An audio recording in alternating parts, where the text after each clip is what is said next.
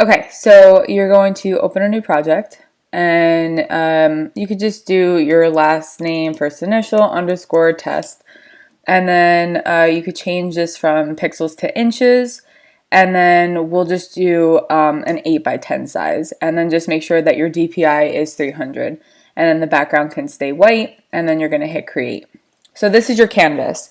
So every time that you make a project, this is where you're going to have everything on here. So I'm going to take you through the tools very quickly, just to give you an idea of like how they work and how they operate. So basically the first tool is the move tool. Right now, since I have nothing on my canvas, I can't necessarily move anything. So right next to it, or it might be lower depending on your screen, this over here is the rectangle tool, and if you click and hold, it will drop down to the ellipse tool, line tool, it's saying parametric shape tool and custom shape tool. So I'm just going to make a rectangle, so I want you to as well. And then I know it's going to be red because the fill is up here, and we could add a stroke to it if we wanted to. If we want to change the color, you just click and then you could change the color whichever way you want to. So I want you to make a rectangle, and then the move tool, which is right here. Now, since we have something, now we can move it around our canvas. So I'm going to make one more shape just to show you what happens. So there's another shape. I'm going to change it to that color. Let's do blue.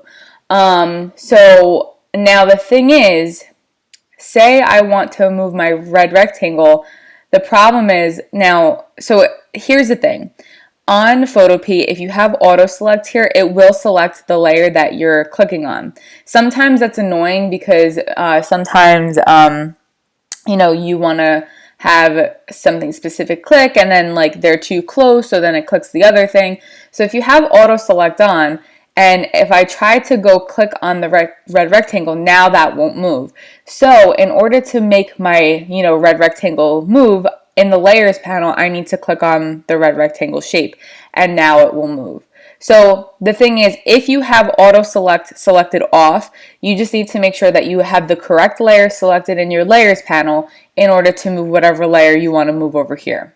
If you have the auto select on, then you could just literally click and it will, pick whichever one that you're clicking on. But again, if you're working with a lot of, shapes like closer to one another, and you accidentally clicked here and then you really wanted to move this shape, then they kind of just blend with one another. So it's up to you, but I like it off, so that's the what I'm used to working with. But again, up to you.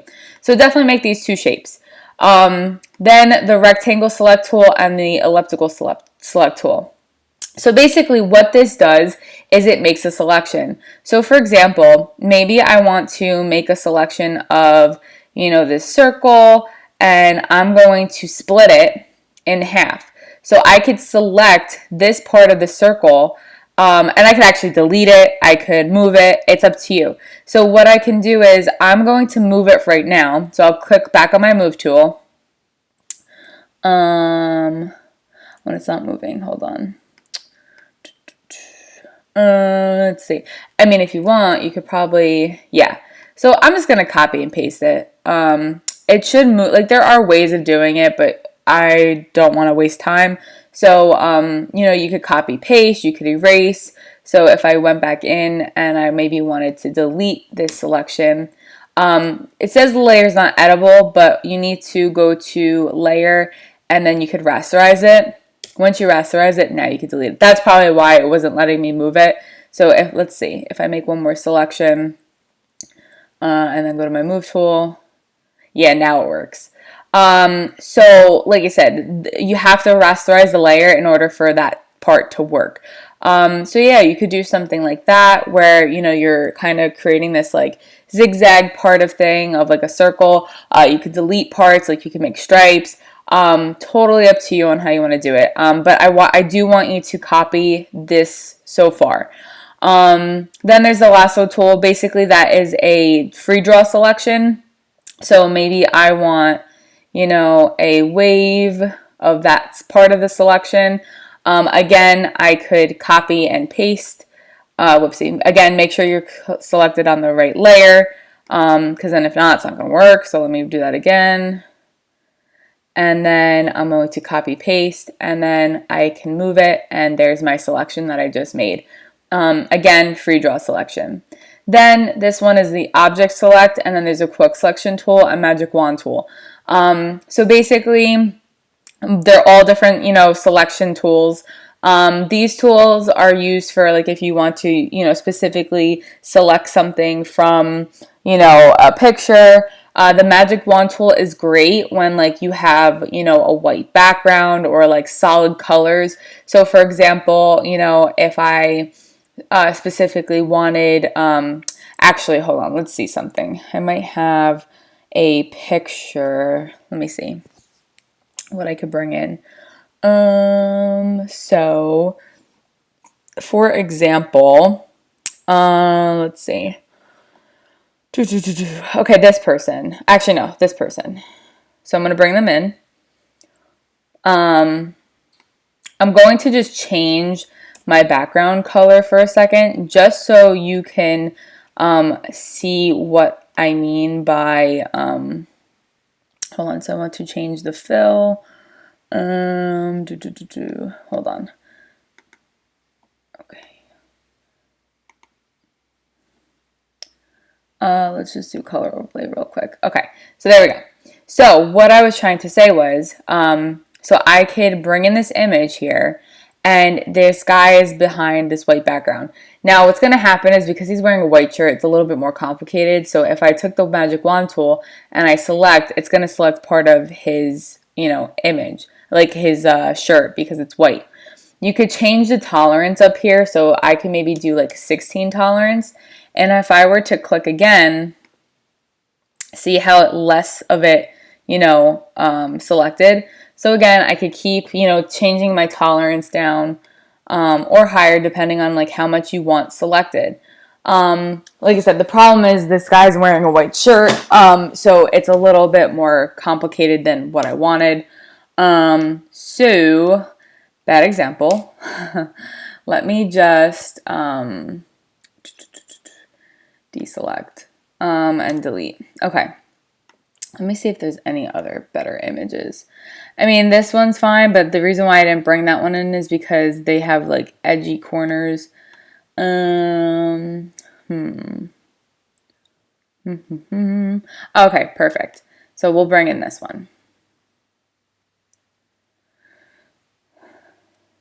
So just give it a second. Okay, so now this is a perfect example. So here's my picture of my person, and I want to get them out of the white background. It's not going to be perfect because again, there's shadows in here. But again, I could make my tolerance go higher now. So maybe I'll do like a 40 tolerance and then do it again. So yeah, we're getting closer. So maybe 50. Okay, let's do 70. There we go. So then I could hit the delete button. Again, we got to rasterize it first. So I could double click here and hit rasterize and then hit the delete button. And now I took him out of his background. So you could do this with any image. So like I said, any image that you find that works. There is a little couple pieces here, but I'm not going to go back into that. It's fine. So now, I just want to change the background color because it's too distracting. I'm going to do a gray color because then that's easy. There we go. Okay, so there you go. And then the crop tool basically crops an image. Now the thing is, you don't want to hit crop because it crops your entire canvas. Unless you want to crop your entire canvas. But usually crop, like I said, it's just for, cropping or straightening photos to edit them. The eyedropper tool, this is used to, sample different colors. So I literally just clicked on his lip right there and I got like a matching color pink. So if I wanted to, I can, match the color where I want to match this color and then click OK. Let's see. Well, what I could do is I could have that circle and then double click on my options and then go to color overlay and then click on that color and then it matches. There you go. And then okay. So there you go. And then if we take that up there, there's the circle matching that color. This is the spot healing brush tool. So this will, so this is great in terms of using it on a person. So in here, we could use this tool to kind of clean up some of these like blemishes spots. So literally just like hover over the area and it essentially just disappears.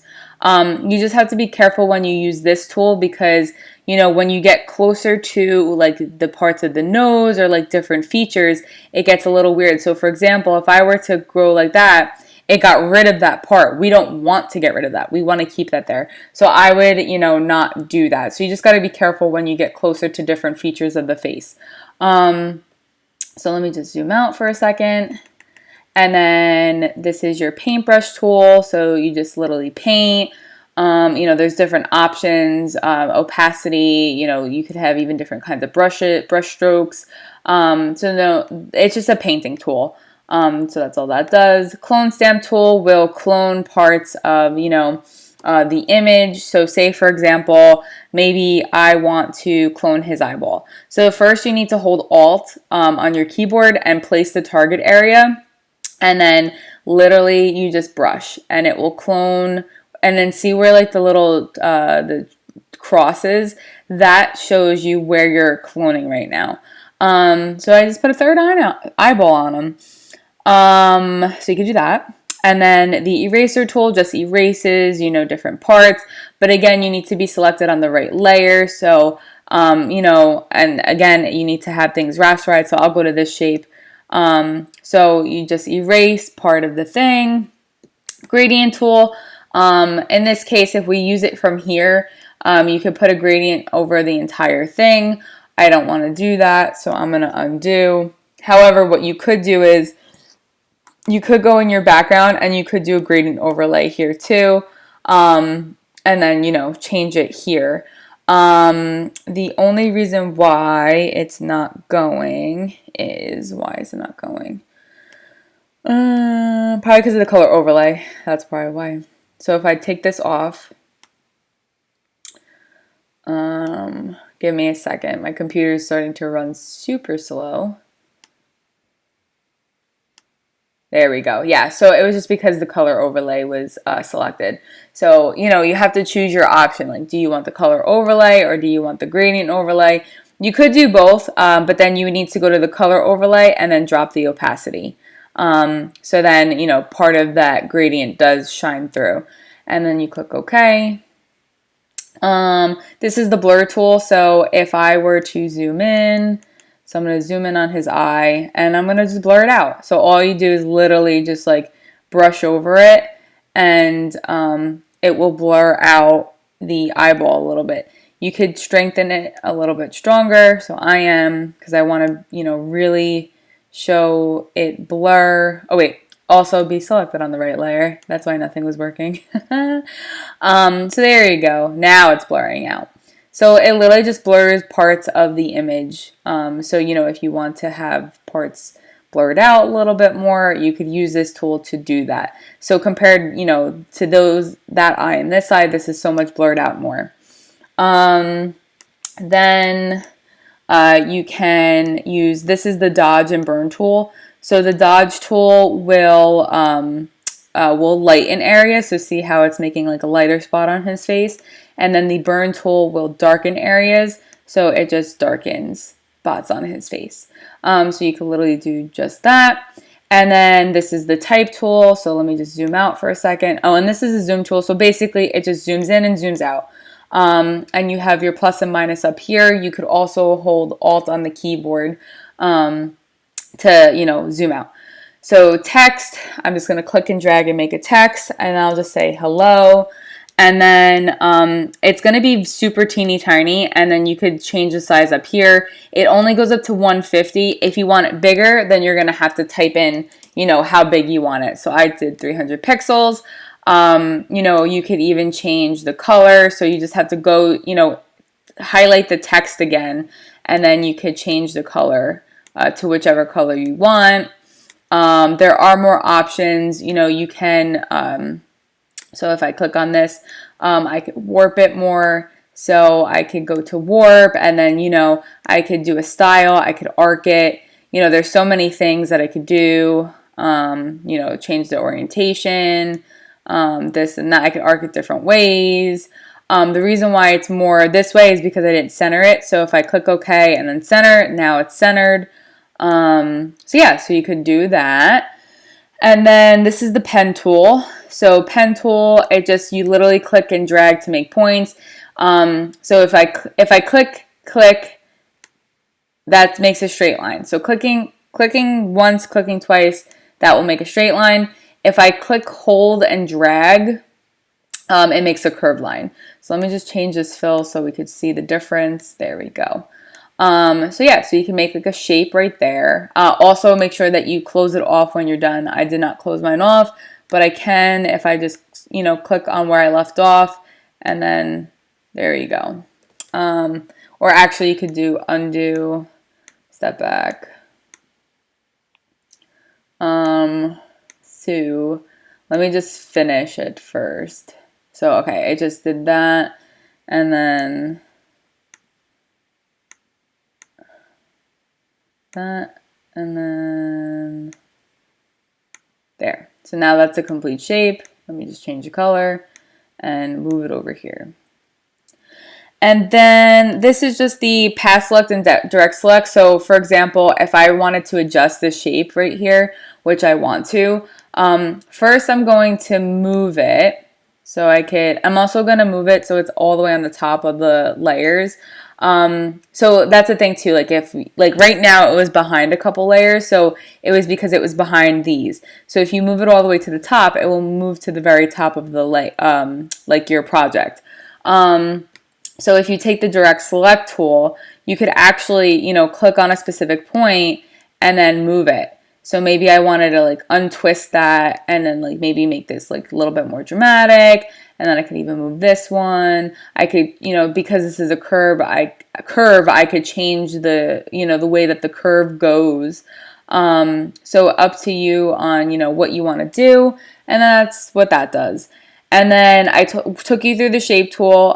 So this, you know, takes you through each shape. So we already did an ellipse and a rectangle. So let's do a line. So there's a line. And then here is a, you know, geometric shape. So, you know, I could even add the amount of sides I want. So maybe I want a 5 side, maybe I want an 8 side. So the next one I want 8. I'm going to change the color. And there's my 8 sides. So that's what that does. And then custom shape tool. If you go over here, there's a bunch of custom shapes that you could literally just select. So just give it a second. There we go. I'm going to click the arrow and then you just click and drag and it will make the arrow. So there you go. I'm going to move that right there. And then your hand tool, so basically this is when the only time it works. If you're zoomed in, you could click on your hand tool and then it will just help you drag around the canvas to get to different parts of the project. And then that's it. And then these are like your foreground and background colors. So, you know, if you want that, you just change the different colors. So that's there. And then this is, it's just a quick mask mode. You don't really ever need it, so don't really click on it as of right now.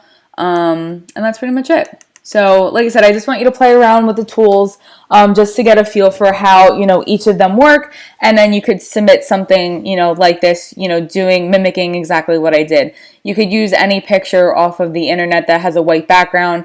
And then that's it. All right. So good luck.